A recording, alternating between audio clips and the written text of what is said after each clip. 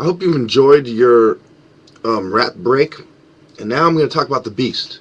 The beast of Revelations is not an amphibian, but it is a mixture of everything. Serpent, reptile, amphibian, mammal. Even though mammals are warm-blooded, they also go into the water, like polar bears that swim. Now, as you can see, the mark of the beast is 3 numbers that cannot be confused with any other number. Okay? And remember, the mark of the beast has to do with church. Who came up with the church? The Egyptians. Remember the Oracle of Amun, the White Chapel, the Red Chapel? Remember how I told you how the church is called his father's house, and how Akhenaten said, I and the Father are one. Remember how Jordan Maxwell claimed that church comes from Kirk, which comes from Circe, which is Mother Circe, who is a wicked lady who tricks people into giving up their souls and lures them in. Okay? So, my argument is that you have a secret society, controls things by controlling the White House. It controls the African extortion. It controls the media. It controls the executive, legislative, and judicial branch. It controls the defensive department and the Air Force and Army and military.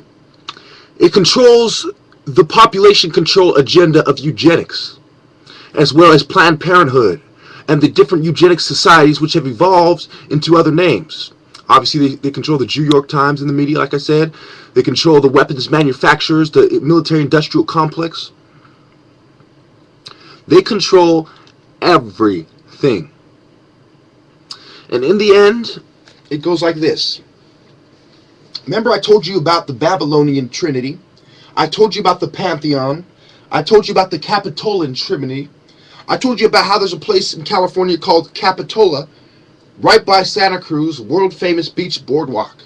Why is it famous? It's famous for the construction of the boardwalk. And who constructed it? A bunch of free Masons. Now, all of you have been sitting there asking me to tell you what the mark of the beast is. The mark of the beast is a number.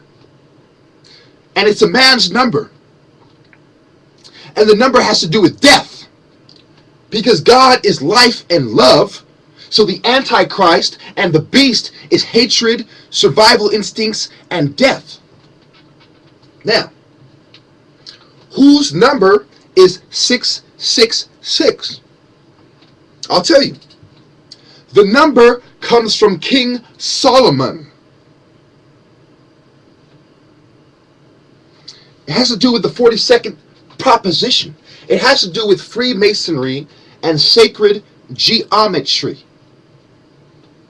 Now, the ancient Egyptians did not have the concept for zero. So the 666 represents the equilateral triangle. And the equilateral triangle implies that the Father is the same as the Son, which is the same as the Holy Spirit. In Babylon, it implied that the Father was the same as Semirat, which is the same as the Son, Ninos, Tanos.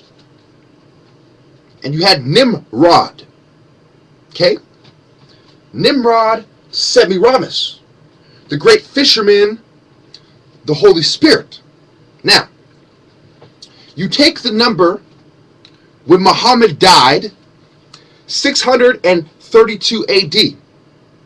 You add that number with the year, with how old Jesus was when he died, 33 and a third. You take the number of months that it took Muhammad to die, you add them to the number of months that Jesus was alive, you get 33rd and a third, plus 632 and 2/3. You get 666. Okay? So the Antichrist is Solomon, Muhammad, as well as the Catholic Church. Let me explain why. Who are the prophets who used the devil to persecute the Christians? Well, let's see. King Solomon built his temple by using demons. The Jews built their temple by ripping off the Gentiles and using Romans and pagan peoples.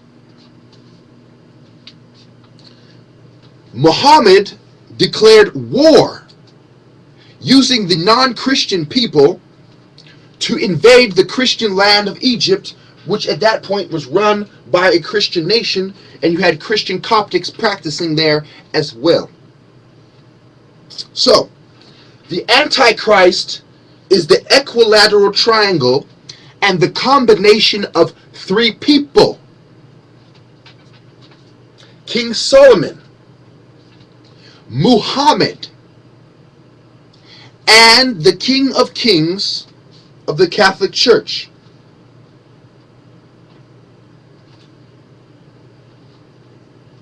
So, is King Solomon equal to Muhammad? And is that equal to the Catholic Church? Well, let's see. King Solomon was not the Christ.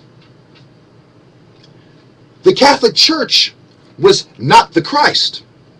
Muhammad was not the Christ.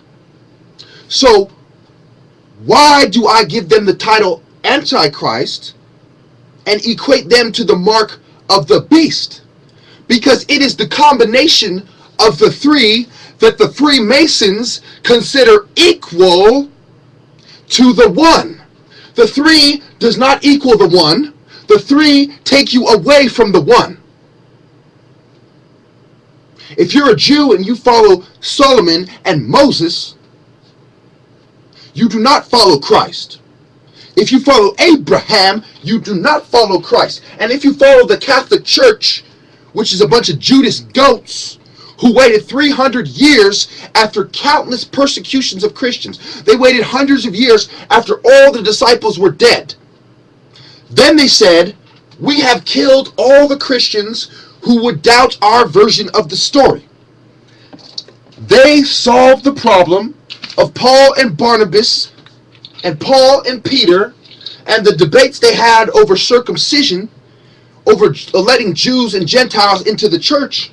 They solved the problem of the disciples arguing about whose story was best, about how young Mark and young Judas, remember there was two Judases.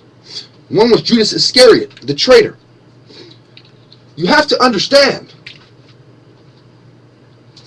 that the mark of the beast is a triangle. What is a triangle? It is three angles. What point of view is represented by the triangle? 3 points of view. What point of view is represented by the Christ? 1 point of view. Jesus said, I and my Father are one. He did not say, I and my Father are three. So who did say that God is represented by three people? The Babylonians, specifically the Babylonian mystery school, which evolved into the Catholic Church. Remember, they worshipped Saturn, Jupiter, Mars, the moon, the sun. Why did they worship those planets? Why did they worship those massive objects in the stars? And then in Psalms, it was written that the heavens declare the glory of God.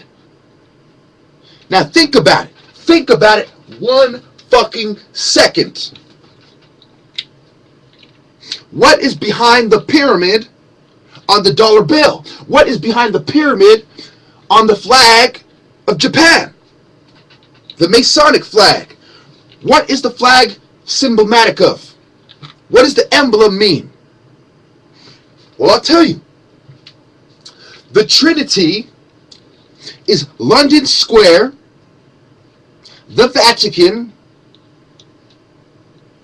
and Washington, D.C. So, what does the Trinity, the living Trinity, have to do with God? That's just it. It has nothing to do with God.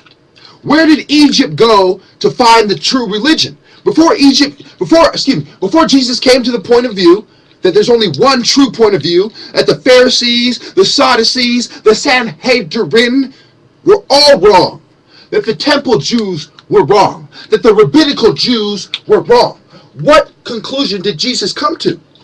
He was alive during the time of the mysteries, during the time of the Jews, and he said, you're all wrong. He said, one day somebody will come to contradict me, and Armageddon will take place. Who came to contradict him? Muhammad. Muhammad came and said, Jesus did not die on the cross. He faked his death, and he used Judas to do it. So who did Muhammad cite as the real person who sacrificed his life so that we may live? The traitor. So who sympathizes with the traitor must be a traitor himself. So the mark of the beast is the number of a man. And that man is Muhammad. The reason why that man is Muhammad, because he worships the moon and not the sun, and he completes the Trinity. Before you had Jesus, you had the cross. The cross is two lines. The line that opposed Jesus was complete when Muhammad came and declared that he was a prophet, invaded Egypt with a sword. Abraham, Joseph, Jesus, Moses, none of them invaded Egypt with a sword. Muhammad and the caliphs who came after him invaded Egypt with a sword. Why? Because they are the Antichrist. They brought death. They brought confusion. They completed the Trinity. 666. The Father, Satan. The Mother, the vampiress Queen Semiramis. And the Son, the moon god Yah, the moon god Utu, Nanar, Nineveh. Who did they come down to represent? When you had Enki and Enlil in Babylon, who did they embody later on? The Arabic tribes, who were part of Babylon as well, and represented the chaos of living in the desert. You see, Lucifer is the prince of darkness, not the prince of light. Lucifer is from the moon temple, and so is Muhammad, the prophet, the Antichrist, the complete trinity of the moon temple. Thank you.